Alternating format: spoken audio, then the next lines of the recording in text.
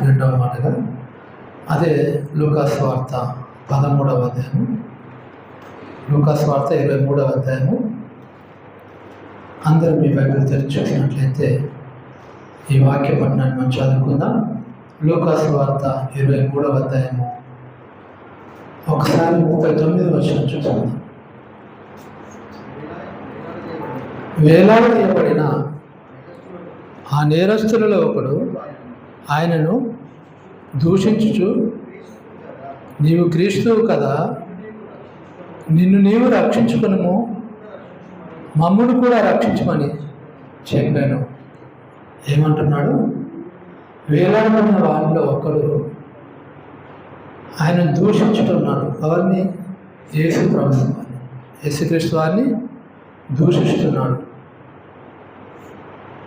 నీవు క్రీస్తువు కాదా, నిన్ను నీవు రక్షించుకొను, మమ్మును కూడా రక్షించమని చెప్పాను. అసలు ఇతను ఎవరు అని మనం ఆలోచించుకుంటే సుమారుగా ఇంకొక అర్ధ గంటలో చనిపోయేవాడు. ఎవరైనా మరణానికి సిద్ధంగా ఉన్నవాడు. కానీ ఇతను మాత్రం యేసును దూషిస్తున్నాడట. అంటే ఇతనిలో ఏముంది? మార్పే లేదు. చనిపోయి ముందైనా మార్పు చెందావా? చనిపోయే ముందైనా మార్పు చెందాలి కదా. ఒక్క ఆలోచన కూడా ఆలోచించట్లేదు. ఇప్పుడు చనిపోతున్నాను కదా, మరి ఇప్పుడైనా నేను క్షమాపణ కొరకు నేను బతిమలాడుకుంటా యేసును అడుగుతా అన్న ఆలోచన తనకి ఏమైనా ఉందంటారా? లేదు కనుకనే యేసుని దూషిస్తున్నాడు ఈ యొక్క దొంగ. దీన్ని బట్టి ఆలోచించిన మరొక దొంగ మాట మాట్లాడుతున్నాడు. చూడండి, అదే 40వ వచనంలో చూసినట్లయితే రెండవ వారి మాటలన్నీ విన్న ఈ దొంగ చెబుతున్న మాటలను బట్టి మరొక దొంగ మాట్లాడుతున్నాడు. చూడండి, అయితే రెండవ వాడు వాణిని గద్దించి, నీవు అదే శిక్ష విధిలో ఉన్నావు కనుక దేవునికి భయపడవా? మనకైతే ఇది న్యాయమే. మనం చేసిన వాటికి తగిన ఫలము పొందుచున్నాము, కానీ ఈయన ఏ తప్పిదం చేయలేదని చెప్పి. చూసావా, అక్కడ ఒక మాట ఈయన ఏమన్నాడంటే, మనకిది తగినదే. ఎందుకు? వీరు దొంగలు కనుక ఇది మనకు తగినదే. అయితే రెండవ వాడు ఆయనను గద్దించి, నీవు అదే శిక్షలో ఉన్నావు కనుక దేవునికి భయపడవా అంటాడు. అంటే భయపడే అన్న మాట ఈ రెండవ వారికి వచ్చింది. భయపడే అనే మాట, ఆలోచన. దేవునికి ఇప్పుడైనా నువ్వు భయపడవా? మారవా? ఇక కొద్ది క్షణాల్లో మనం మరణిస్తాం కదా, ఈ కొద్ది క్షణాల్లో కూడా ఆయనను ఇంకా దూషిస్తున్నావా అని అంటున్నాడు. ఇక్కడ మనం చూసుకుంటే ఒక్కరే దూషించినట్టు ఉంది. ఇక్కడ ఇద్దరు దూషించారా, ఒక్కరు దూషించారా? యేసు ప్రభువు ఒక్కరే దూషించారా? బైబిల్ ఏం చెప్తుందో ఒకసారి చూసుకుందాం. మనం చూస్తే ఒక్కరే అనుకుంటాం, కానీ బైబిల్ మరొక చోట మాట్లాడుతుంది. మార్కు సువార్త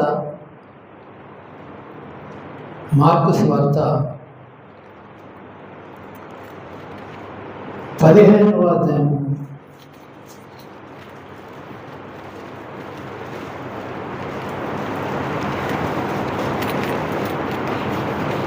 మార్కు సువార్త 15వ అధ్యాయంలో చూసుకుందామండి. 32వ వచనం చూడండి ఒకసారి. ఇశ్రాయేలు రాజుకు క్రీస్తు ఇప్పుడు శిలువ మీద నుండి దిగి రావచ్చు, అప్పుడు మనము చూసి నమ్ముదామని ఒకరితో ఒకరు చెప్పుకొనిరి. ఆయనతో కూడా శిలువ వేయబడిన వారును ఆయనను నిందించిరి. ఒకరా ఇద్దరా? ఇక్కడ ఏమని చెప్తుంది? శిలువ వేయబడిన వారును ఆయనను నిందించిరి. అంటే ఇద్దరు ఆయనను నిందిస్తున్నారు, ఇద్దరు ఆయనను దూషిస్తున్నారు, ఇద్దరు ఆయనను మాటలు అంటున్నారు. ఏమంటున్నారు అని మనం ఆలోచించుకుంటే, ఇతను కూడా ఏదో ఒక శిక్షలో దొరికిన వాడే, ఏదో ఒక తప్పు చేసి ఈ రోమ ప్రభుత్వానికి దొరికినాడు కనుకనే ఆయన కూడా ఈ శిక్ష వేశారు, మనకు వేశారు, ఆయనకు వేశారు అని వాళ్ళు ఆలోచించుకుంటున్నారు. వీరు మరొక చోట చూద్దాం, ఇదే మాట మరొక చోట చూద్దాం. మత్తయి సువార్త 27వ అధ్యాయం.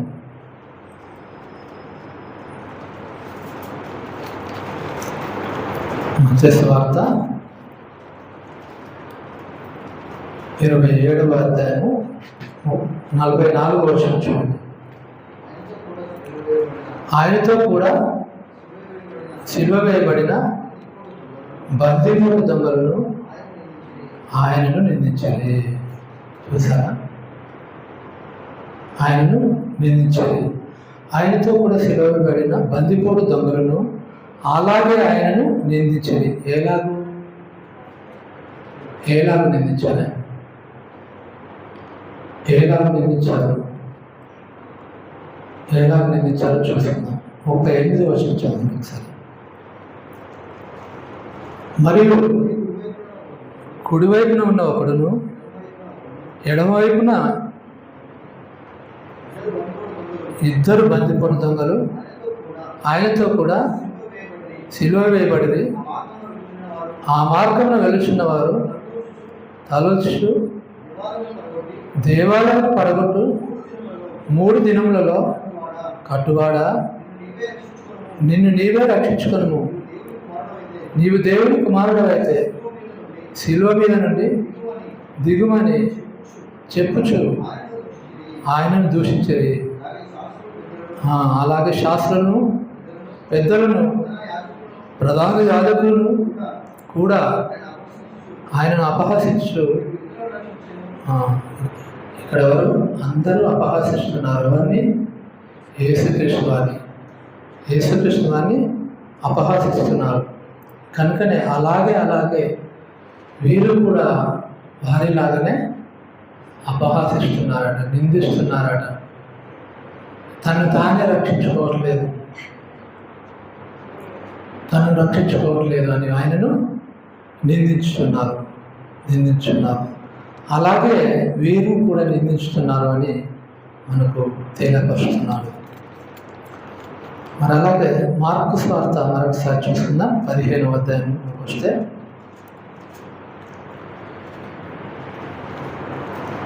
మరి వీరిద్దరు దూషించిన వీరు,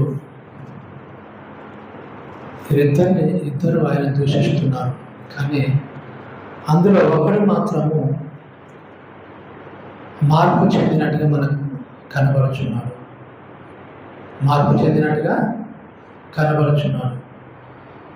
ఎందుకు మనం ఆలోచించుకోవాలి ఈ మాట అంటే, తను మార్పు చెందిన వాడైతేనే ఇలా మాట్లాడుతూ ఉంటాడు.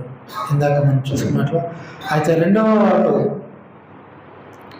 వారిని గద్దించి, నీవు అదే శిక్షలో ఉన్నావు కనుక దేవునికి భయపడవా అని లూకాసు వార్తలో మాట్లాడుతున్న మాటను బట్టి మనం ఆలోచించుకుంటే, ముందుకెళ్తే 43వ వచనంలో మనం చూసుకుందాం ఒకసారి.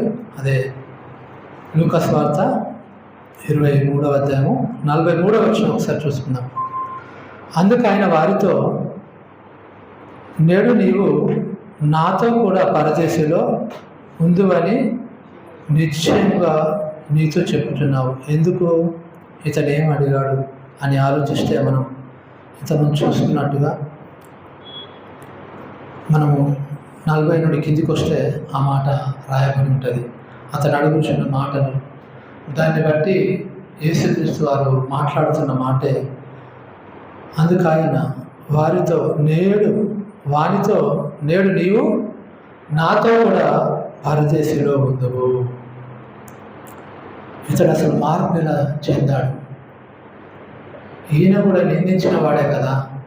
ఇద్దరు నిందించిన వారిలో ఇద్దరు ఒకేలాగా ఉండకుండా ఒకరికి మార్పు అనేది వస్తుంది.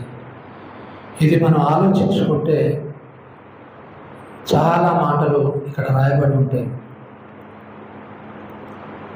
అక్కడున్న శాస్త్రులు, పరిసయ్యులు ఆయన నిందిస్తున్నారు. అలాగే నిందిస్తున్న క్రమంలోనే వాళ్ళు మాట్లాడుతున్న మాటల్లోనే ఏమంటున్నారో ఒకసారి చూసుకుందాం. మార్కు సువార్త 15వ అధ్యాయం 31వ వచనం మనం చూసుకుంటే,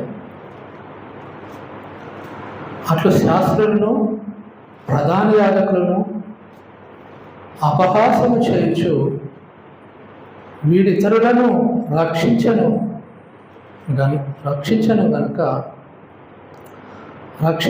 అతడు తను తాను రక్షించుకోలేడు. అంటే ఇతరులను రక్షిస్తాడు. అంటే వేరే వారిని రక్షించాడు కానీ తను కాపాడుకోవట్లేదు అని మాట్లాడుతున్నాడు. అంటే తనను సిలువ వేసిన వారే ఇతన్ని శిక్షించండి అన్నవారే మాట్లాడుతున్న మాటల్లో ఒక మాట మనం ఏం ఆలోచించాలి అంటే, ఇతడు ఇతరులను బాగు చేయగలడు. అంటే బాగు చేసిన వాడే ఇతడు అని వారే సాక్ష్యం చెప్తున్నారు. ఆయన కొరకు వారే సాక్ష్యం చెప్తున్నారు. అలాగే అక్కడ ఉన్న వాళ్ళలో ఎంతోమంది ఇతడు మా కుమార్తెను లేపాడు కదా, ఇది కుష్ఠరోగులను బాగు చేశాడు కదా, గుడ్డివారికి చూపించాడు కదా, మరణించిన వారిని లేపాడు కదా అని అక్కడ ఉన్నవారు ఎంతోమంది అనుకుంటున్నారు. ఈ మాటలన్నీ వింటున్న ఆ దొంగ ఆలోచిస్తున్నాడు. తనను మార్పులోకి తెచ్చుకోవాలనే ఒక నిర్ణయంలోకి వచ్చాడు. అయ్యో, ఇంతవరకు నేను మాట్లాడింది ఈ పరిశుద్ధున్న ఇన్ని కార్యాలు చేసిన ఈ యేసున నేను దూషించింది అని ఆ రెండవ దొంగ ఆలోచిస్తున్నాడు. ఎందుకంటే ఎంతోమంది మాట్లాడుతున్నారు కదా, ఈయన మంచివాడు, ఈయనకు అన్యాయంగా తీర్పు ఇచ్చారు, అన్యాయంగా సిలువ వేయమన్నారు, ఈయనను బంధించి మాకు బందిపోటు దొంగ బరబ్బను మాకు వదిలిపెట్టమంటూ అన్నారు అని అక్కడ మాట్లాడుతున్న మాటలను బట్టి ఈ దొంగకు మార్పు అనేది వచ్చింది. ఆ మార్పు వచ్చింది కనుకనే ఆలోచించి ఆయన మాట్లాడుతున్న మాట మరొకసారి చూసుకుందాం. లూకా సువార్త 23వ అధ్యాయము 40వ వచనం చూసుకుందాం. అయితే రెండవ వాడు వాడిని గద్దించి, నీవు అదే శిక్షా విధిలో ఉన్నావు కనుక దేవునికి భయపడవా? మనకైతే ఇది న్యాయమే, మనము చేసిన వాటికి తగిన పనులు పొందుచున్నాము అని ఈయన ఏ తప్పిదములు చేయలేదని చెప్పి ఆయనను చూసి, ఎవరిని చూసి? ఇవన్నీ మాట్లాడుతూ యేసుని చూసి ఒక మాట ఉంటున్నాడు. ఆ మొదటగా మాట్లాడిన దొంగను గద్దిస్తూ ఇవన్నీ ఆలోచించిన ఆ రెండవ దొంగ మాట్లాడుతున్న మాటలు ఆయనను చూసి, యేసు, నీవు నీ రాజ్యంలోనికి వచ్చినప్పుడు నన్ను జ్ఞాపకం చేసుకోమని ఆయనను చూసావా? ఈయనకు వచ్చిన మార్పు ఎంతసేపట్లో వచ్చింది? మరణపాయంలోకి వెళ్ళే సమయంలో ఆయనకు మార్పు అనేది వచ్చింది. అప్పుడు ఆయన ఏమంటున్నాడు చూడండి. ఆ మాటలు విన్న యేసు ప్రభు వారు ఏం మాట్లాడుతున్నాడో, అందుకు ఆయన వానితో, నేడు నీవు నాతో కూడా పరదేశంలో ఉంది అని నిశ్చయముగా నీతో చెబుతున్నాను.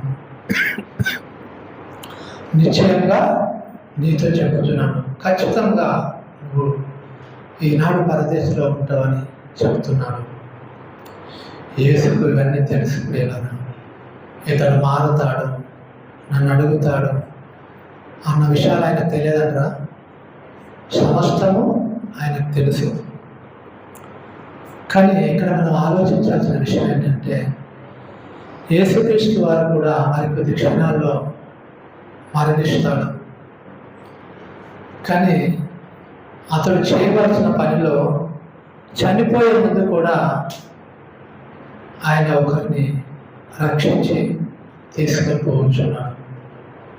మరణానికి వెళ్ళే ముందు కూడా తన పనిని మరలా గుర్తు చేస్తూ, ఇదిగో ఒకరిని రక్షించి తనతో పాటు తీసుకెళ్ళిపోతున్నాడు.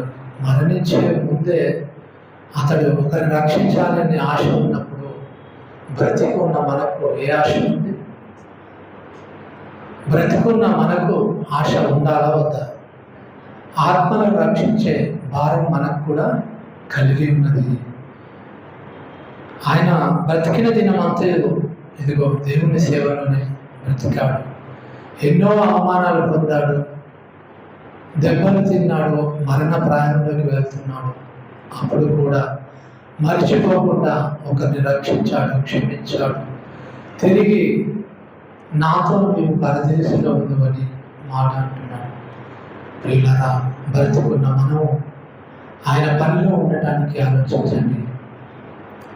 ఇది మనకు చెప్పడానికే యేసుక్రీస్తు వారు ఈ మాట మనము మాట్లాడుచున్నాడు.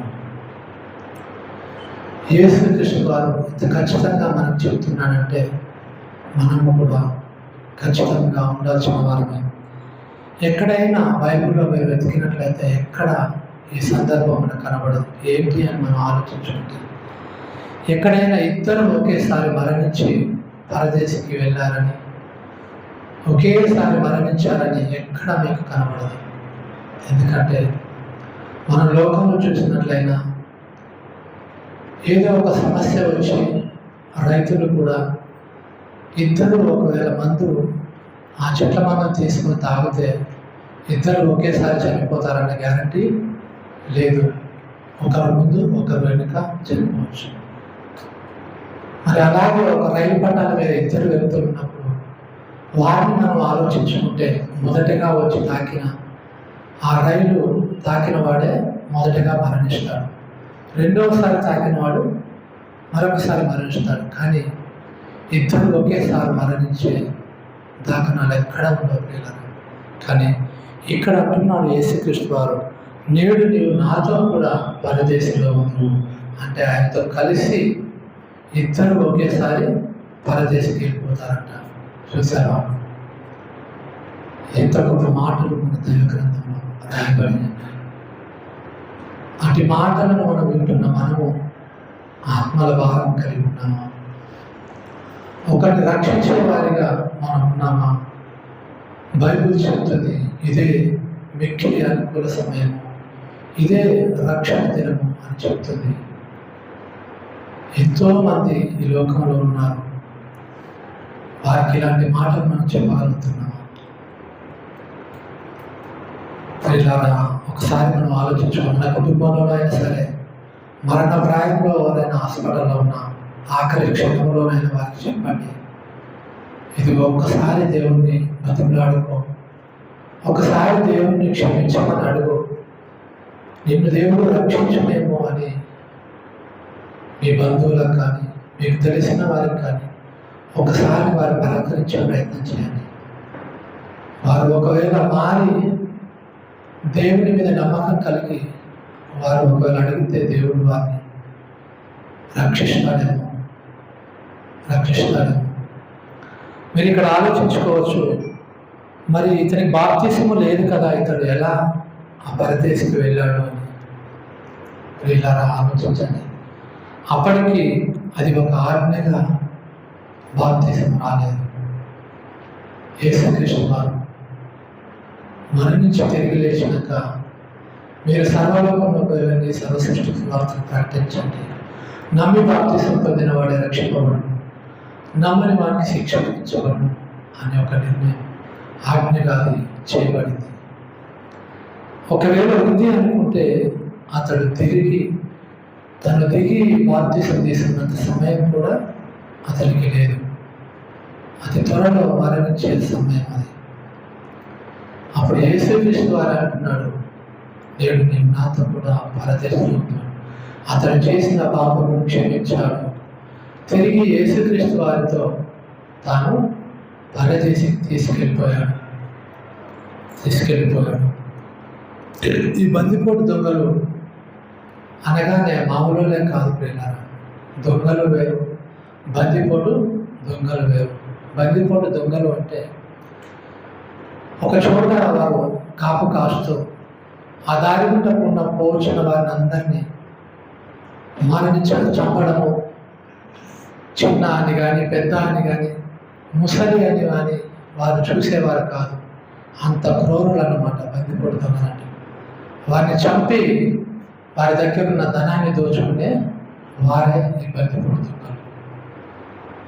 అట్లాంటి వారికి మనలో రెండవ వారికి మార్పు వచ్చింది. యేసుక్రీస్తు వారి సాక్ష్యాన్ని బట్టి, యేసుక్రీస్తు వారి గురించి చెబుతున్న అనేకులు మాట్లాడుచున్న వారి మాటలను బట్టి వారికి మార్పు వచ్చింది. దాన్ని బట్టి మన ప్రభు అయిన యేసు ఆ మాటలు మాట్లాడుచు ఆయనతో పాటు ఆ పరదేశికి తీసుకెళ్ళిపోయాడు. మనము కూడా మన మరణకాలం ఎప్పుడో మనకు తెలియదు. మనకు తెలియదు. మనము కూడా కొంతమందిని మనం పోయేటప్పుడు ఈ నిత్య రాజ్యానికి వారసులుగా చేయగలుగుతామా? అదే పరదేశంలో వారిని చేర్చే వారిగా మనం ఉన్నామా అన్నది ఒకసారి ఆలోచించుకోవాలి. సువార్త భారం కలిగిన మనము సువార్త చేయక మన సొంత పనులు చేసుకుంటూ మనము జీవనాన్ని గడుపుతున్నాం. కానీ యేసు గుర్తు చేస్తున్నాడు మరలా, ఇదిగో నేను వెళ్ళేటప్పుడు ఒకరిని రక్షించి తీసుకెళ్ళిపోతున్నాను.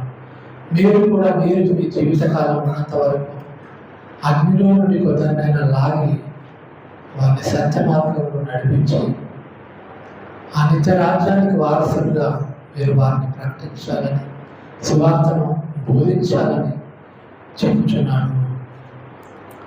కాబట్టి ప్రియులారా, ఈ మాటలు మనం ఆలోచించుకోవాలి. ప్రతిసారి ఎన్నో మాటలు మనకు చెబుతున్న దేవజనుల మాటలు మనం ఆలోచించుకోవాలి. ఆ మాటల ప్రకారంగా మనం బ్రతుకుచున్నాము. మన ఆయుష్కాలం కొద్ది కాలమే. ఎన్నో మాటలు మాట్లాడిన యేసు మనల్ని ఆ నిత్యరాజ్యంలోకి చేర్చాలని, మీరు ఇలా ఉంటేనే ఆ నిత్యరాజ్యంలోకి వస్తారు అని మనకు చెబుతున్న మాటలు ఎన్నో విన్నాము. కనుక ఇది రెండవ మాట కూడా మనం యేసు శిలువలో బాధించబడుతున్నాడు. అప్పటికి కూడా వీరికి వేసిన శిక్ష వేరు, యేసుకు వేసిన శిక్ష వేరు. అప్పుడున్న రోమా సామ్రాజ్యంలో తప్పు చేసే వారికి శిలువ శిక్ష అనేది ఏదొక శిక్ష. యేసుక్రీస్తు వారికి ప్రత్యేకంగా వేసిన శిక్ష కాదు.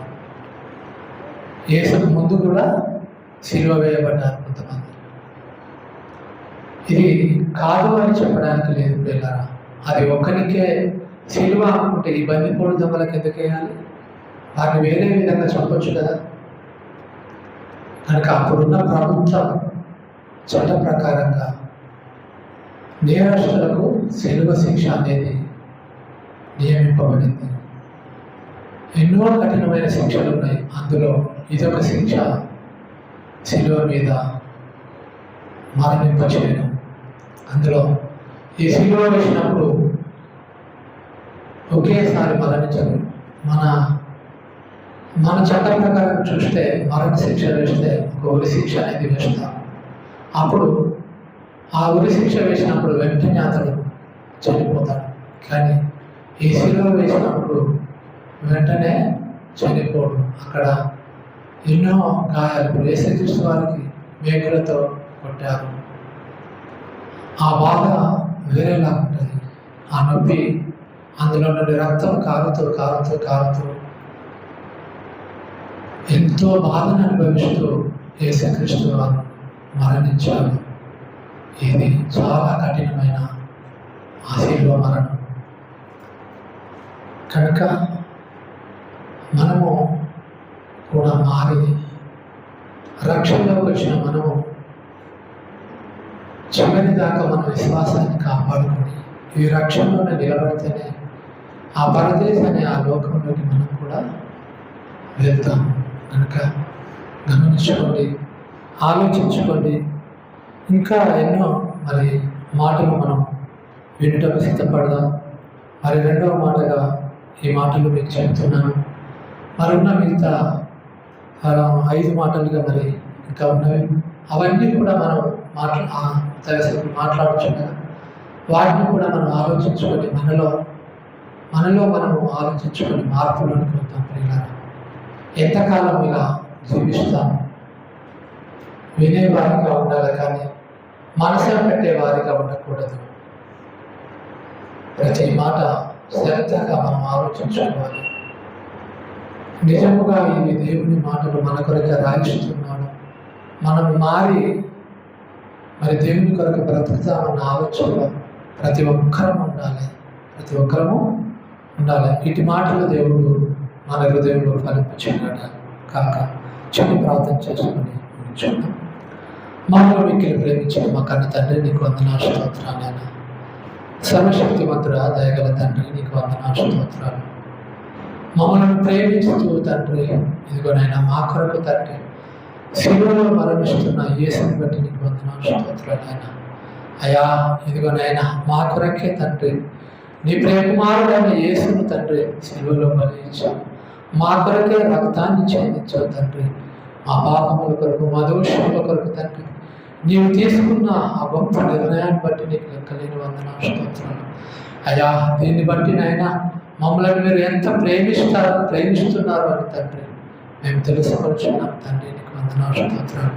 అయ్యా, ఇదిగో నీకు మారు శిలువలో ఉంటూ తండ్రి ఇదిగోనైనా 7 మాటలు మాట్లాడిన మాటలు తండ్రి ప్రభు, రెండవ మాటగా తండ్రి నేను మాట్లాడబోతున్నాను తండ్రి. మీరు ఇచ్చిన ధైర్యాన్ని బట్టి, ఈ మాటలను బట్టి నీకు వందనాలు స్తోత్రాలు చెల్లిస్తూ, అయ్యా నేను నీవు నాతో కూడా పరదేశంలో ఉంది అని ఆ దుమ్ముతో అన్న మాటలతో నాయన ఒక సాక్ష్యాన్ని మాకు తెలుపుతున్నాడు, ఒక బాధ్యతని మాకు తెలుపుతున్నాడు ఆయన. మేము కూడా ఆ స్వార్థ భారాన్ని కలిగి ఇదిగో ఆ నిత్య రాజ్యంలోకి కొంతమందినైనా నడిపించగలిగే బాధ్యతను మాకు తెలియపరుస్తున్నాను ఆయన. దయతో మమ్మల్ని మార్చమని వేడుకుంటున్నాం. మమ్మల్ని మేము సరి చేసుకుని తండ్రి ప్రభు, కొద్దిమందికైనా నీ మాటలు ప్రకటించగలిగే మనసు, ఆలోచనలు మాకు దయచేయమని వేడుకుంటున్నాం. నా తెలియని యేసు కృష్ణ నామమున పేరట ఈ ప్రార్థన అడిగి వేడుకుంటున్నాం పరమ తండ్రి. ఆమేన్.